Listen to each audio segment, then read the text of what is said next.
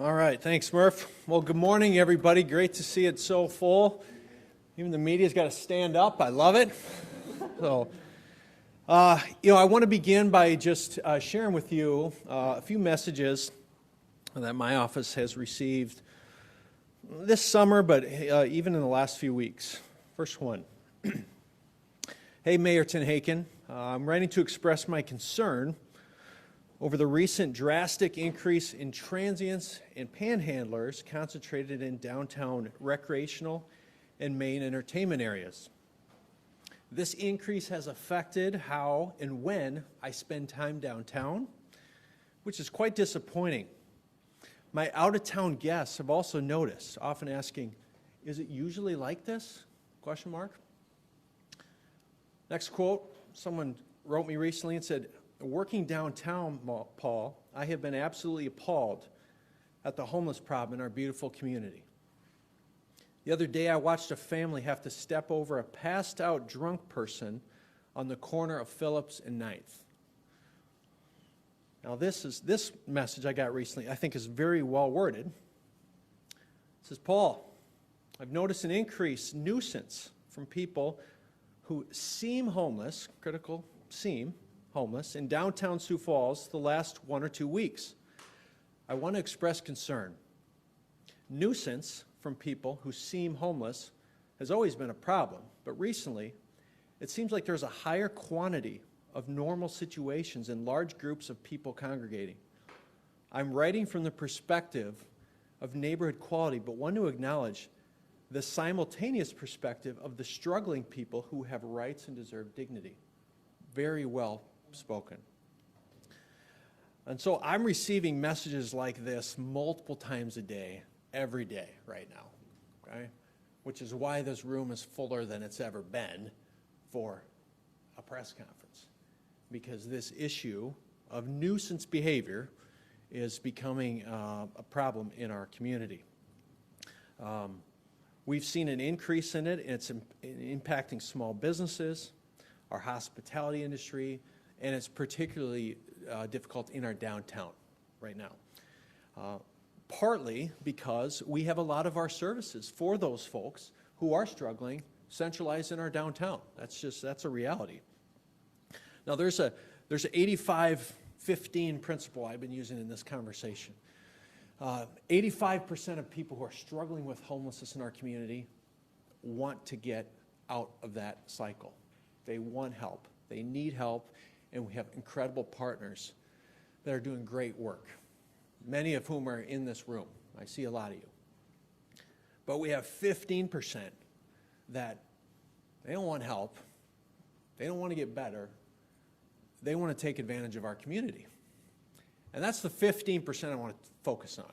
So I want to make sure that's very clear on the front of this, is that we will continue to do incredible work with UGM and the Banquet and Bishop Dudley and all of our partners that are helping those that are struggling. But we also want to have some tough love and some difficult conversations with that 15% that are causing a lot of challenges in this town right now. We've seen an increase in that disruptive behavior this summer. We've seen a huge increase in calls for PD with that 15%. I can tell you that in my almost 6.5 years in office, never gotten more correspondence on any issue, not even when we don't plow your streets properly, than this issue, okay?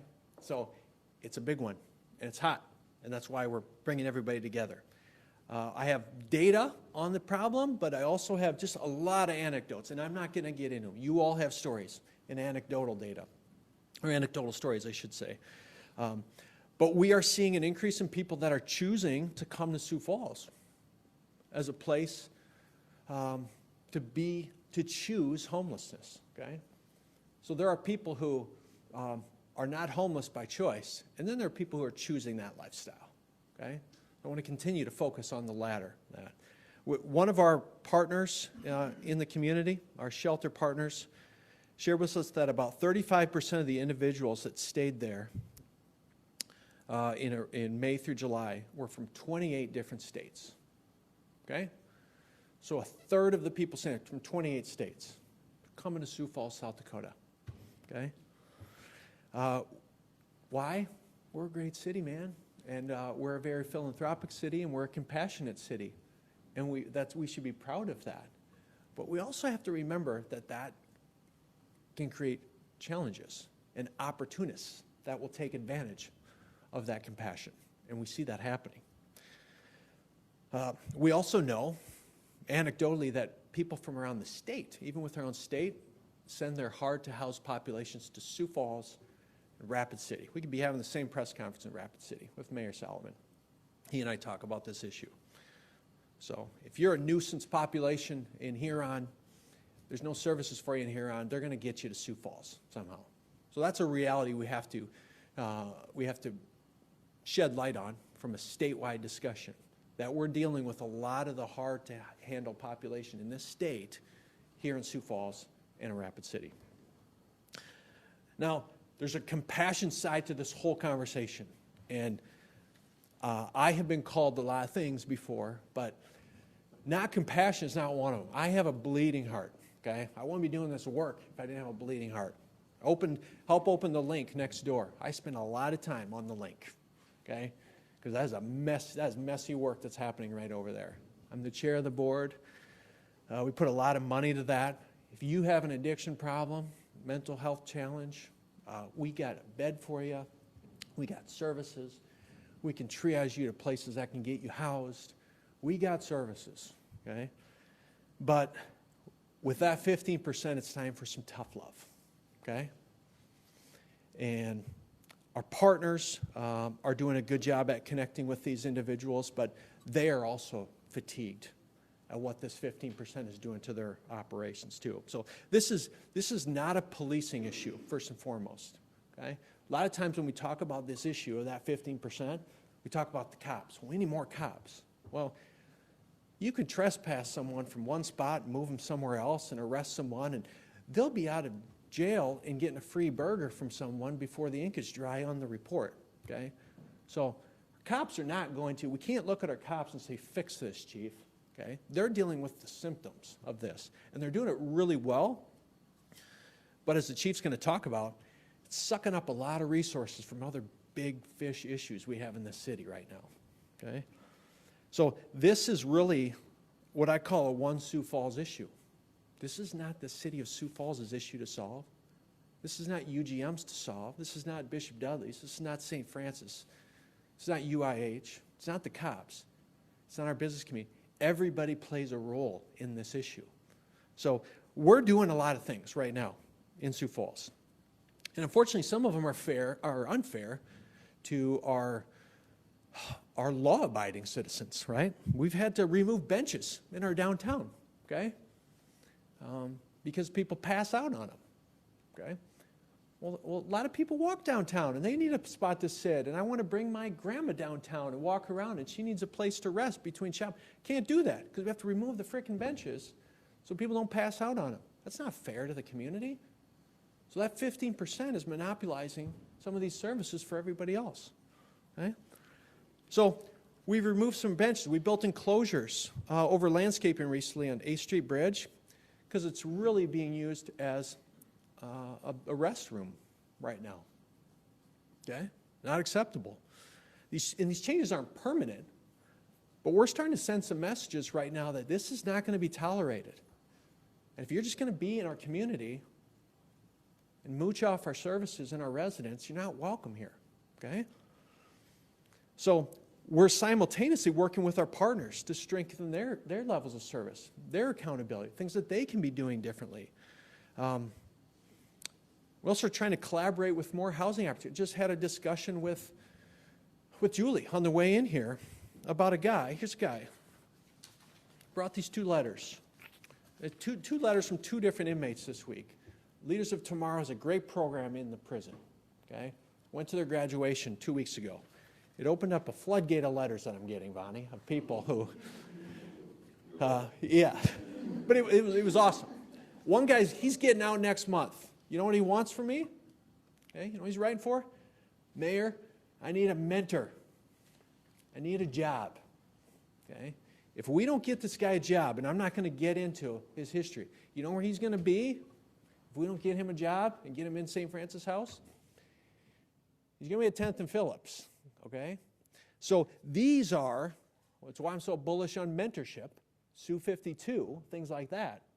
Those are solutions. Who wants to get messy with a 45-year-old felon? I got a job for you right now in the community. This is how we'll fix some of these issues.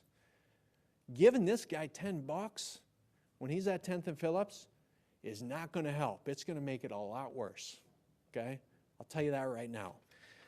And so what we're asking from the community, we need some things from the community as well, okay, as residents. First thing, there's one headline you can put on this press conference: quit giving out cash. Stop giving out cash. We do not have a cash problem in Sioux Falls. If you need housing, I got housing options for you. If you need food, lots of food options for you. If you need blankets, tons of blankets, okay? If you need addiction care, it's a 9-iron away right there. Whatever you need, we have a nonprofit that's willing to help you with that. But if you need cash, I know what you need cash for. So our community has to stop enabling this 15% by giving out money. It's as simple, the most simple thing you can do. Stop giving out money. I'll give you two examples. We know a well-known individual in our community who battles addiction, severe addiction. He was given a $100 bill recently, okay? And shortly thereafter, our cops find him passed out, stone drunk, okay? He's got $100, man. You just made his week, okay? And so who gets the call when he's passed out drunk? Okay? Not the liquor store, not the guy who just thought he did a good deed, the mayor. Mayor, what are you doing about this guy? I'm like, dude, I can't stop someone from giving this guy a hundo. You can all do that, you know? We had another situation. One of our largest employers in Sioux Falls, they had one of their delivery vans. We saw the driver roll down, give someone some money. Fight broke out between the two guys there. They both ended up in jail, fighting over this 20 from one of our largest companies. I mean, guys, this is silliness that we're doing this and enabling this behavior. A challenge we have. So we're doing things in the city. We're calling the community. We're also calling on people to, in our business community, to consider stop selling bottom shelf gut rot liquor, okay? That's $6.99 for a liter, okay? I don't know what the margins are in that stuff, but I know what it's being used for, and it's not to mix some cocktails at Crawford's. Like, it's bad stuff. And so we're doing our part, asking the private sector to maybe consider to do their part. And let me give you an example. People would say, well, just get it somewhere else. We stopped selling to get it somewhere else. We heard the same argument for years on the most crime-ridden block in our city. That was the Mercado Lucky Lady block. For years, I could show you a heat map of policing, and that thing was bright red. We could just circle. I would do ride-alongs with our cops. We'd just circle that block because something was happening every 10 minutes. What did we do? We decentralized. We stopped selling liquor there. Okay? And I'll show you a heat map now. Chief can talk about it. Not much going on in that block anymore, okay? Did we cure alcoholism by not? No, of course not. We decentralized the problem, though, okay? And so we can help cure alcoholism with places like the Link and things like Store.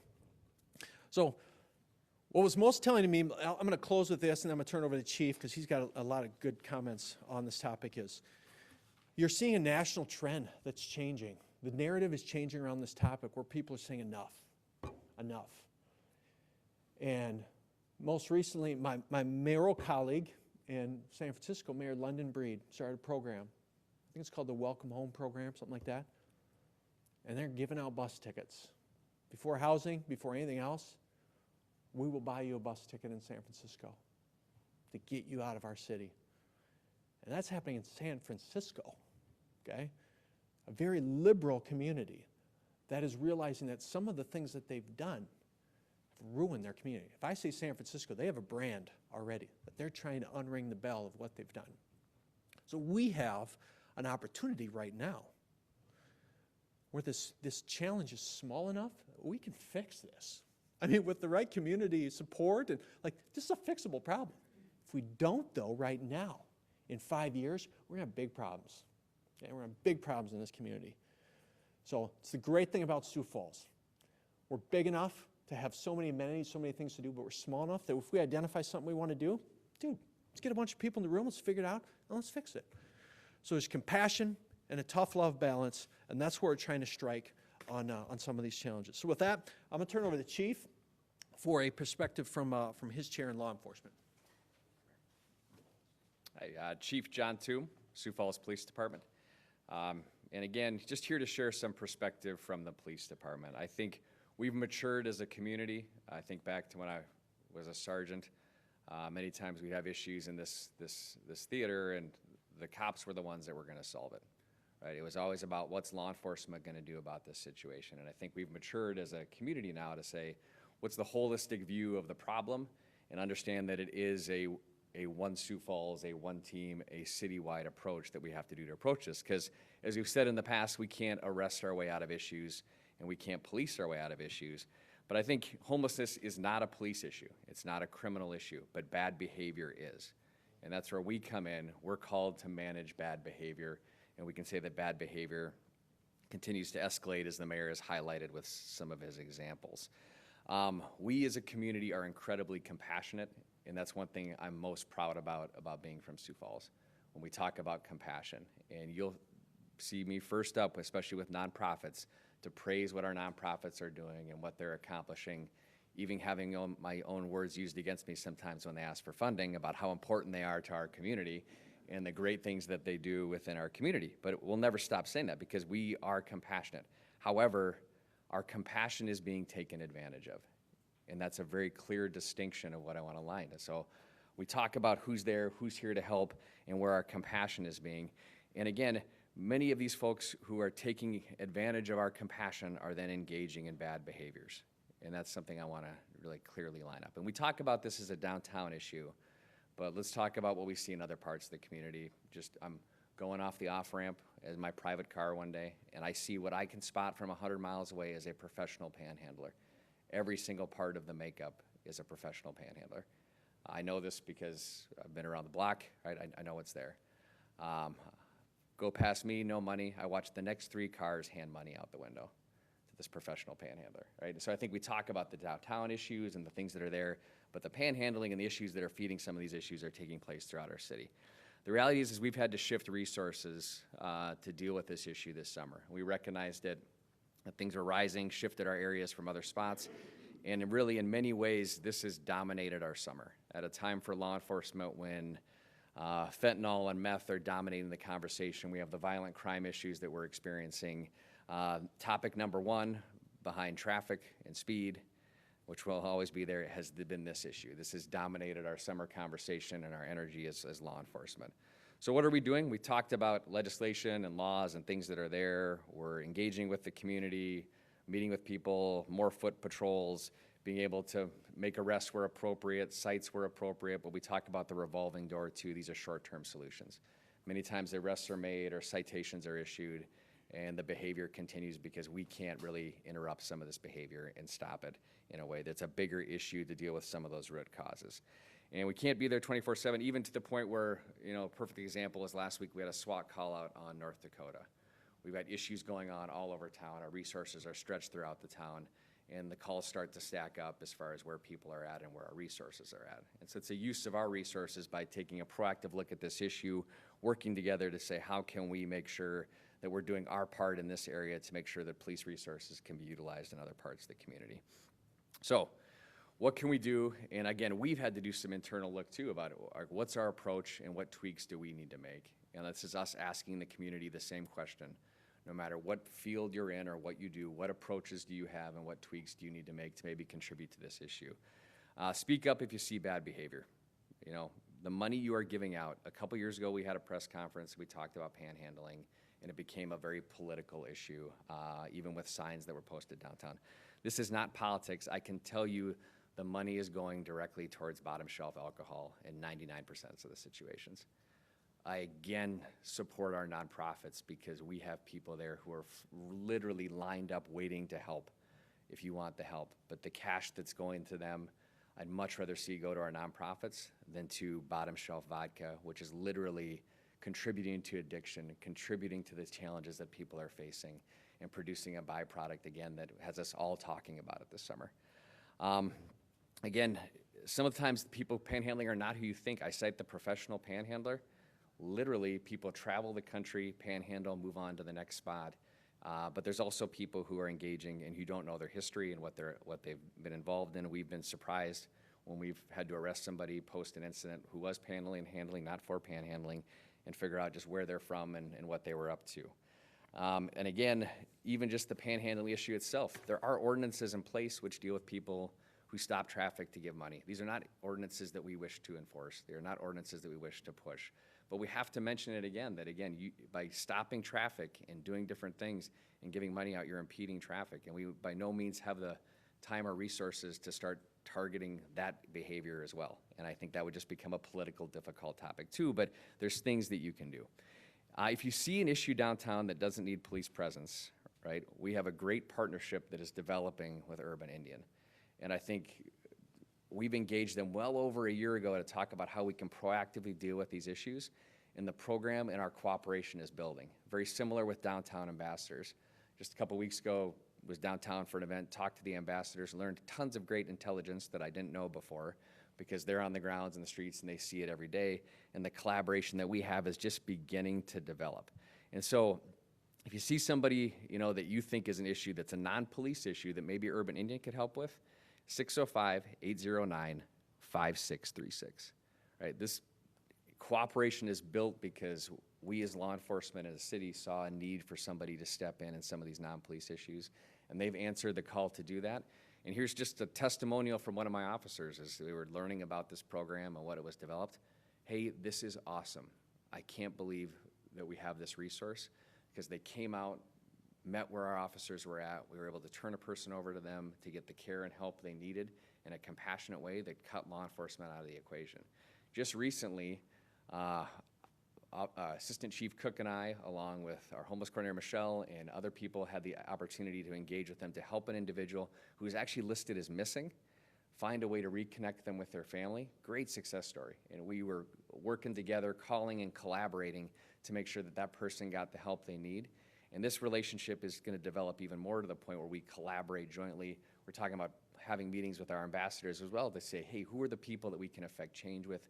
Who are the people that we can help on the road to recovery from the addiction that's gripping them and holding them, or the other issues? And sometimes I think we lose sight of things like we've collaborated with our lawmakers to make it so it's free for our homeless population to get an ID or birth certificate.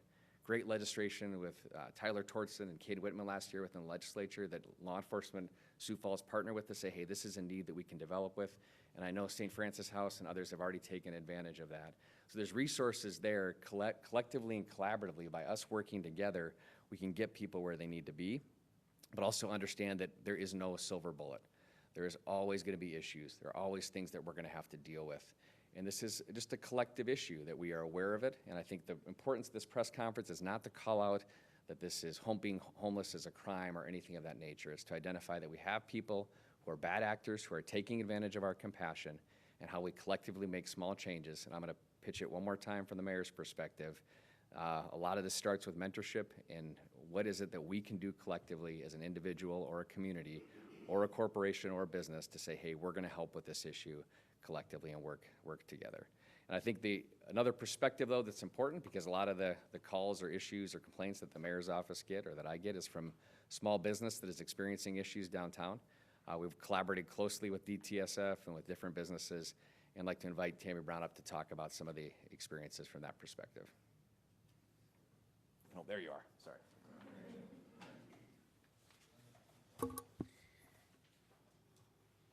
I'm getting old. I need glasses now. As Chief Toom said, I'm Tammy Brown. I own the Spice and Tea Exchange down at 328 South Phillips, and this is our 5th summer in business, and we love being downtown, but as they've mentioned, we've had some challenges. So Just from a business owner's perspective that perhaps others who aren't downtown as much could understand, we have a few remarks that I'm going to share. I have a few remarks. We're deeply invested in downtown Sioux Falls. I work there every day.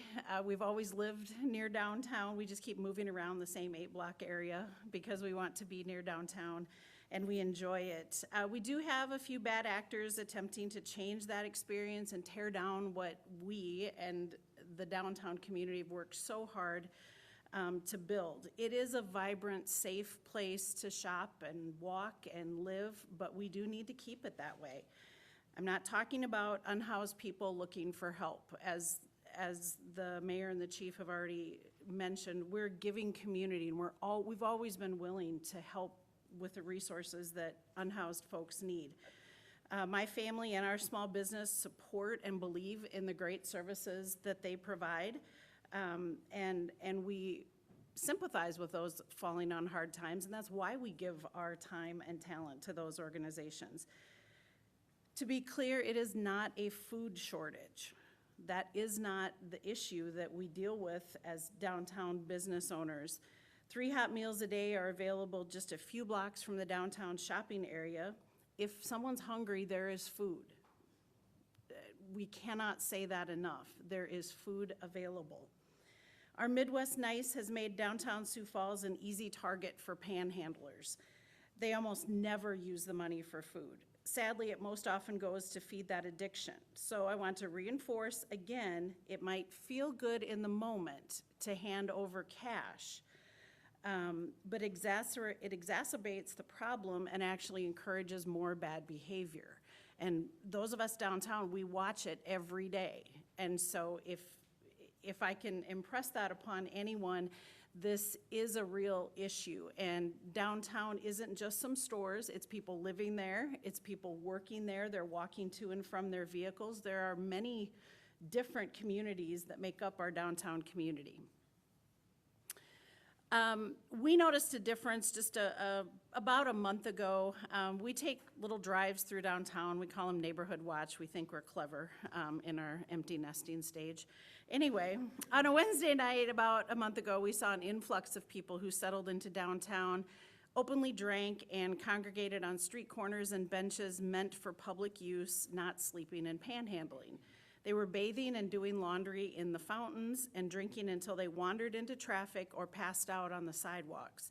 We saw a police officer risk his own safety to run out into traffic to rescue a drunken man who was bound to get hit by a car. This was on a Friday or Saturday night, very busy traffic downtown, and an officer literally had to run into the street to save this guy from falling down in front of cars. As a small business owner, I can tell you what happens when this behavior takes hold. Customers don't come in and sales slow dramatically. These past 4 weeks, we've watched diners, shoppers, and visitors cross the street to avoid the chaos. Soon, my employees, who've never been afraid to walk to their cars, started telling me they were intimidated by this influx of bad actors. But here's the good news. We live in a community where local government works, and it works quickly. We started calling 911 every time we saw public intoxication, panhandlers passed out on the sidewalks, or people openly drinking from large bottles of cheap vodka, almost certainly funded by well-meaning passersby. And we reached out directly, to Mayor Tenhaken and Chief Toom. They listened and responded, but they weren't just reacting. They had already, proactively increased community policing with more officers walking the streets and responding to incidents. They're already strategically planning to prevent this for next summer. The very day we met with Chief Toom, one criminal who'd previously trespassed at our store and had been arrested several times for other crimes sat down outside the very restaurant where we were meeting the chief. Our chief of police went out personally and arrested that individual for violating a trespassing order and outstanding warrants. The chief then stopped in my store and explained that our trespasser had been arrested and wouldn't be bothering us anymore. That's action. We have the tools to combat this. As I've described, we have a proactive and responsive city government. We have a police force that cares, not to mention excellent care and response from downtown Sioux Falls and Urban Indian Health ambassadors. If you haven't seen the fabulous people walking around downtown in red shirts and hats, you need to meet our ambassadors because they are amazing. But they can't do it alone. It takes all of us. We all must make the difficult choice to firmly say no to panhandlers. If you're able to assist those in need, donate your time and money to the established, credible agencies that truly help those in need. Do not hand cash to panhandlers. Send a message that we will not tolerate this behavior. Sioux Falls is not a place for easy handouts or drunken behavior. I'll turn it back over to the mayor for ending comments. All right, thanks, Tammy. I'll just close by saying I want to thank all of our partners that are here, that are all doing this work with us together. And it's really the first time in, 6, 7 years that we're really kind of ringing the alarm bell. It's like, all right, we've all known it, we've all seen it, now we got to work together on it. So thank you to each of our partners. You know who you are in this room who are doing great work in this area. So we'd certainly open it up to any questions that you may have for me or the chief or Tammy. Go ahead. You maybe skim this issue, talking about people coming from outside communities, but anecdotally, we hear stories of those communities, plus even Sioux City, even Omaha, of communities busing people here. Is there any substance to those anecdotes? I'm going to let the chief handle that one. Yeah, so some of that's just through field intelligence and what our conversations have had. And again, some of the intelligence that we get, we just by collaborating and talking. And so it really hasn't been one of the probably worst kept secrets that communities within South Dakota are sending people to Sioux Falls. Communities are quoted in news articles from people who are in this room that they lack the resources in their community to care for who's there, and they send them here. Additionally, when people are sent here for health care services, oftentimes they're set out the front door without really a mechanism to get back home. We've also started to hear, though, however, and this has been happening for several years, that word is out about Sioux Falls' compassion and the great network of nonprofits that we have. Some of that gets misconstrued. They're told that some of our shelters do certain things that they don't actually do, or that our nonprofits do certain things, and they show up from other parts of the state, or other parts of the region even. We've even had circumstances where we know people have been bused here or sent here because this is a decent place to go. Now, this is pretty difficult to combat, and we also want to be cognizant as we talk about reunifying people with family that we're not contributing to that same issue. So we want to look at that and say, yeah, we've built, and while Sioux Falls is the center for medical for the region, it's a center for business and commerce for the region. It's also the center for social services. So many people who are left, and again, not to blame the people sometimes, they're left with places where there's no place to help them or nobody who wants to help them. They end up here because we are compassionate and we have that set up. So it's taking a realistic approach, but even again, like we look at different things, and we've even heard this year that people have come from Omaha and Kansas City just because the weather's nicer, right?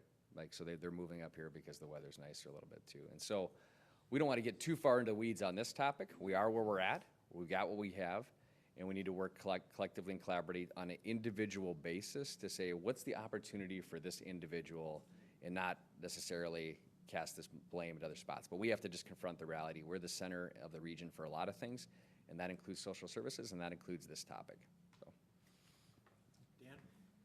Can you break down where that 15% figure came from? You were splitting 85 and 15. Where you come up with 15 and not 25 or 10? It's just spitball. No data behind it. It's just to use the example that a vast majority of our people experiencing homelessness are good people, okay? The large majority are. But that small sliver, I could say 95-5, I could say 80-20, but it's the vast majority are good people that are seeking the right help in the right way. I want to just, and one thing I want to clarify too on John's question, because this gets asked to me all the time. We do not have migrants being bused to Sioux Falls, South Dakota, okay? So a lot of people ask me about that. Are we getting migrants bused from the border and from San Antonio and all that? No documented record of that. That's not happening here. So don't see that. If I could have a follow-up on the 15. So if someone is experiencing a severe mental health crisis or illness or has big-time substance abuse issue, how is that person actively not seeking help? Because you know the expression, you can lead a horse to water, right? But you can't make him drink. So there are people who are addicted. I use the example all the time of Mr. 56 at the link. We detoxed him 55 times. And every time he just wanted to get back out and get his next drink. On the 56th time, he's like, I'm done. This lifestyle sucks. And he got into treatment. So, you know, we got the services. So if they're experiencing chronic addiction, listen, we got a bed for you. We're ready. We're ready for you 24/7, 365 right there. Yeah, to piggyback off that, we tend to downplay the strength of alcohol and the destructive force that it is to our society. If meth was available at every gas station and sold for a certain price, right, that was attainable and easy to get, right, try telling that person that they need to get out of their addictive loop, right?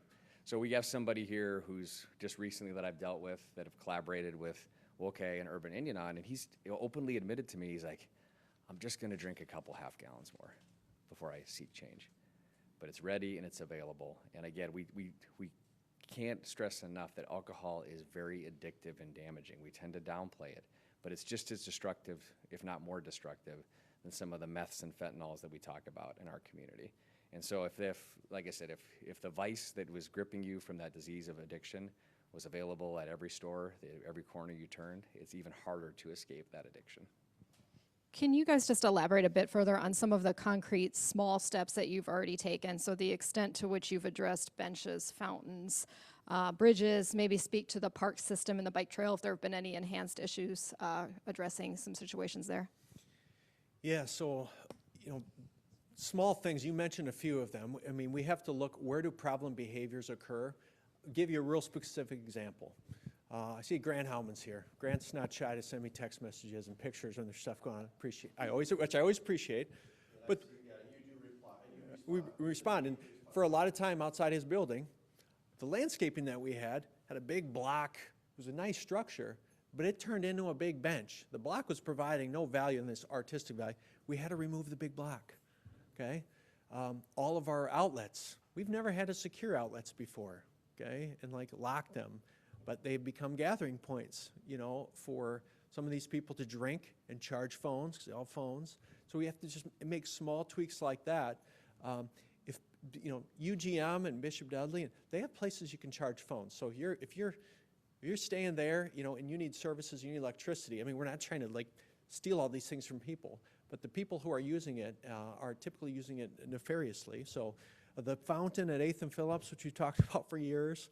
The White House has a dye they put in their fountains so people don't bathe in it.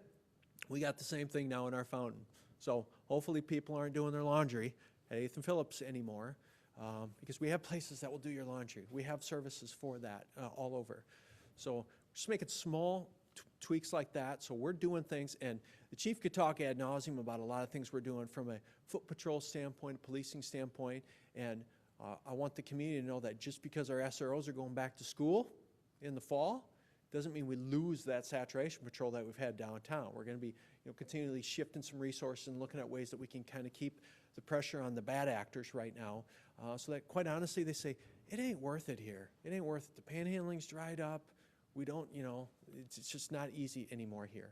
And that's kind of the goal, honestly, with that 15% is we need to say, listen, we got services. If you want the services, we'll go there. We want to help you. But if you don't, can't help you. Mayor, you're right. We have services for everything. If people want help, they can get it. But what does the city need?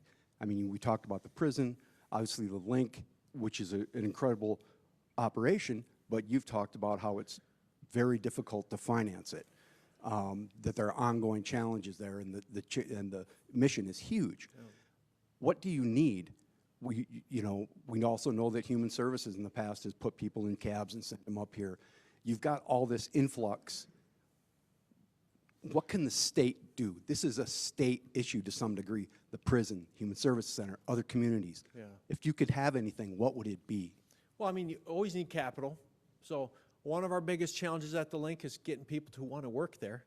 I mean, you want to work in a detox place, dealing with that 15%, 24/7, 365. That is the Lord's work they are doing over there. and to get them to want to stay in that job is hard. So if I could pay them twice as much as a normal nurse makes so that they'd want to stay there and do that work. We need more people who want to get into these fields of addiction treatment and mental health treatment. You know, Avera can only do so much, and, you know, their mission can only go so far, so we need more people who want to do that work. You know, and I think, honestly, if I could, you know, come up with a couple $100,000 if someone wants to support this, and we could do a little bit of a public campaign on this issue. I mean, we got 100 people here or whatever it is, but the community needs to know about this. I mean, when our STD rates went through the roof, we did a Protect Your Parts campaign, you know, to like, hey, you need to know this is going on. We need to educate the community on this issue too a little bit more, because I think there's a naivety out there about this. And there's a compassion fatigue that I think a lot of people are starting to feel. Patrick, I'd be remiss not to capitalize on that question you just asked, because when we look at the statewide component, what are other communities lacking within our state that they can't care for their people, right? And I think that is a statewide question, because Sioux Falls is blessed, again, with a population base and a size and scale of government and people that we can do things that other communities can't. So what are the opportunities for the Mitchells, Hurons, Brookings, Watertowns to say, what does a regional center look, or a center for them look like? What does services look like that are state funded and supported? Because yeah, at this point, Sioux Falls and Rapid are caring for the entire state in many ways in their issues. And again, many in the state may be comfortable with that, but I don't believe that's an appropriate response from a state level. I think there's some ownership that all communities can take in this issue, when the easy button may be to say, hey, Sioux Falls and Rapid have medical, they have this, this, and this. Let's build up the resources in other communities so that's not the easy button solution for many who may seek to take that, rather than the hard road, which is what many of our nonprofits have decided to take, is the hard road, right? It's sometimes thankless service, but it's service that needs to be done, and it serves the community and changes lives individually, not by percentage points. There's individual success stories that each of these nonprofits can tell you about people's lives who have transformed and changed. And every community should have the opportunity to say that we have these success stories too.